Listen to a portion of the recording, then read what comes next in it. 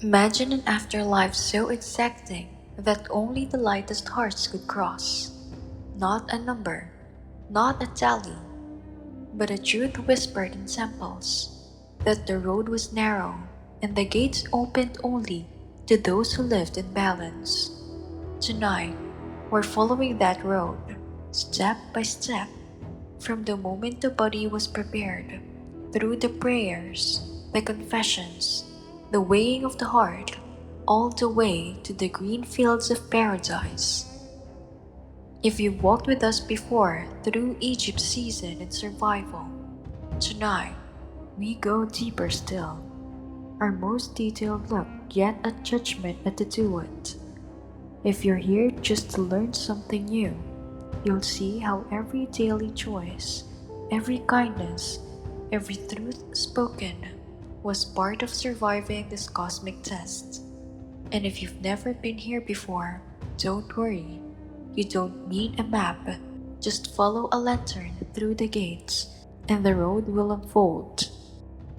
Stay with me, because by the end of this journey, you'll know the whole path, how the body, the name, the heart, and even the stars themselves all had to align. This is the story of why only the lightest of the light could pass, why only 1 in 1,000, 1 in 100, 1 in 10, or perhaps only 0.1% reached eternity. The Egyptians imagined death not as an end, but as a departure. To them, night itself was a kind of rehearsal, the sun slipping below the horizon, drifting through unseen waters, only to rise again in the east. They believed that the soul, too, would set forth on such a passage. It was not a simple stroll into shadow, but a voyage through a land beneath the land, a place they called the Duat. The Duat was vast, and its map was unlike any you might unroll on papyrus. It was a river that ran through darkness, winding past caverns and gates, watched by guardians with eyes that never closed. It was marked with fairies that would not row for just anyone, with doorways that would not open without the right name. Some called it a labyrinth, some a night sea, but all agreed it was not forgiving. And yet, it was not chaos. The duat had its order, its stations, its trials. The Egyptians pictured it as processions of hours, 12 in all, echoing the hours of night. In each, the traveler would meet new beings, face new challenges, answer new questions. To make it through, one needed more than courage. One needed knowledge, memory, preparation. At its heart stood three powers who defined the journey.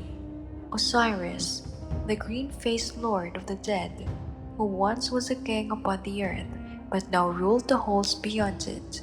Anubis, the jackal-headed guide, protector of tombs and guardians of embalmers, whose nose could sniff out falsehood as easily as decay. And above them both, invisible but unyielding, Ma'at, the truth, balance, and the feather against which every heart would be weighed. Together, they shaped the traveler's path, Osiris receiving, Anubis leading, Ma'at judging. The duat was not a place you wandered by chance. It had to be entered correctly. Priests chanted spells as the body was laid to rest, words that acted like keys, unlocking the gates ahead. Without them, the soul would stumble in darkness, unable to answer the guardians who demanded their names.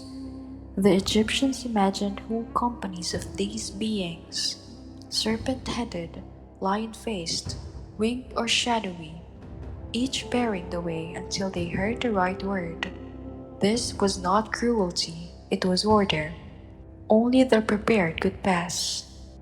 You can imagine how it must have felt, lying in your tomb, knowing that beyond the carved walls and painted ceilings, a voyage awaited. You would rise, not with your body, but with your ka, your vital essence, and you would step into a river darker than night. There, you would see the ferryman, stern and silent, waiting for his oar. He would not row unless you knew his name. Speak it wrong, and the current would sweep you away. Speak it true, and the boat would carry you to the next gate, the next chamber, the next trial. And so, the duet was not just a map of the afterlife, but a mirror of life itself. To know the river was to know that every word mattered, every action weighed, every truth spoken remembered. The guardians at the gates were not strangers. They were the faces of justice, of memory, of balance. To pass them was to prove that your life had been lived in harmony with Ma'at. The Egyptians painted this map on the walls of tombs, inscribed it on coffins, copied it into the Duat in the Book of Gates, not as decorations, but as guidebook, a lantern lit in words. Each passage told the souls where to go, what to say, how to act. The afterlife was not left to chance. It was prepared for as carefully as a caravan prepares for a desert crossing. Without the map, you wandered forever. With it, you had a chance, slim but real. And yet, even with the map, the traveler could not set out unready, for the Dua demanded more than knowledge of its gates.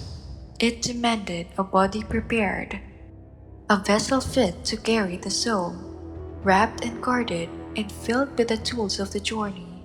And so, before the first step on that night river, came the long work of embalming, amulets, and the gathering of goods for the road. That is where our journey turns next. The duat was not walked in spirit alone. To the Egyptians, the soul needs its vessel, a body carefully tended, preserved, and clothed with the tools of eternity. Death was never sudden in their imagination. It was a transition, one that demanded preparation as exacting as any coronation. To enter the afterlife without this work was like stepping into the desert without water, or boarding a ship without sails. The journey would end before it began. So the body was prepared with reverence. In chambers heavy with resin and incense, where embalmers moved with the solemnity of priests, they were not simply craftsmen, but caretakers of eternity, trained to perform each act with precision. They worked slowly, methodically, wrapping the body not in haste, but in rhythm, as though each fold of linen was a prayer made tangible. Linen itself was sacred. It was spun from flax grown in the wet soil of the Nile, harvested at dawn, woven in patterns known for centuries. The fabric was light and strong, able to endure not just years but millennia. Each strip was washed, blessed, and cut into measured lengths. Wrapping the body was not merely protection against decay, it was an act of transformation, turning fragile flesh into a figure ready to rise again. The more carefully the layers were bound, the more honored the dead would be in the eyes of the gods. Between the layers came amulets, each chosen with care. A heart scarab carved of stone, placed near the chest, to silence the heart if it tried to testify falsely during judgment. The eye of the Horus to heal and protect. The ankh, symbol of life, tucked against the limbs. These were not ornaments, but keys, each amulet a safeguard against the dangers of the Duat, each one carrying words of power etched into its surface. Some were shaped like jet pillars, promising stability, others like Shen rings, encircling the soul in divine protection. The embalmers knew where each belonged, as surely as a navigator knows where to place the stars. Over the mouth, They sometimes placed a small charm, for the dead would need to speak the words of the Book of the Dead. Without a voice, the soul could not answer the guardians at the gates. Over the feet, they sometimes placed sandals, for even in the fields of reeds, one needed to walk. Miniature boats, carved of wood, were placed nearby, in case the rivers of the afterlife required crossing.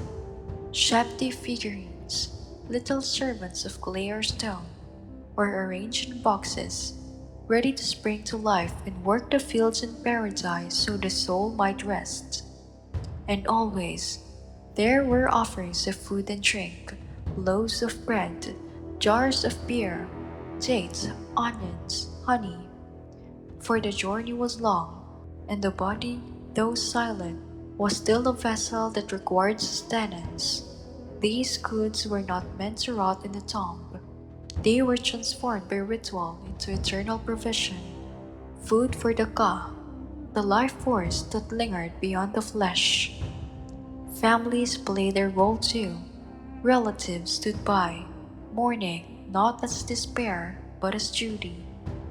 Their laments were part of the ritual, their tears offerings as real as oil or cloth. Sons and daughters poured libations, whispering the name of the deceased so that it would not fade. For to the Egyptians, memory itself was a form of survival. A man forgotten was a man truly dead. To speak his name was to keep him alive in the halls of Osiris. The walls of the tomb were prepared as carefully as the body. Painted scenes showed the dead hunting, fishing, feasting, walking with loved ones. These were not idle decorations. They were blueprints, promises made solid. To show a man with bread was to ensure bread for him in eternity. To carve him steering a boat was to ensure he would never lack a vessel in the Duat. Tombs were built not as monuments for the living, but as workshops for the afterlife, stocked with everything a soul might need. The Book of the Dead was often placed within the wrappings or nearby the tomb, not a single book, but a collection of spells written on papyrus, copied and recopied through generations. Each spell was a light in darkness, an instruction for overcoming obstacles. One told the soul how to pass the serpent that coiled in the underworld river. Another taught how to avoid losing one's heart to the devourer. Another gave the words to say when confronted by a guardian at the gate. The book was a lantern of ink, carried into a land where no other light could follow. All of this was preparation, but it was also belief made tangible. To wrap a body was to affirm that life continued. To place an amulet was to declare trust in the gods. To bury bread and beer was to state plainly, the dead will eat, the dead will drink, the dead will live again. Nothing was left to chance. You can imagine the final moment when the family and priest stood together, the body wrapped, the tomb sealed, the incense fading into night. The air would have been heavy with grief, but also with ceremony, for they knew this was only the beginning. The real journey was ahead, and the body, silent and still, was ready to walk it. But the body alone was not enough. The duat demanded more than linen and charms. It demanded truth itself, spoken aloud, confessed before 42 divine judges. And so, as the travelers set forth, their next trial was not physical but moral. The 42 negative confessions, a litany of honesty that revealed whether a heart was light enough to move forward.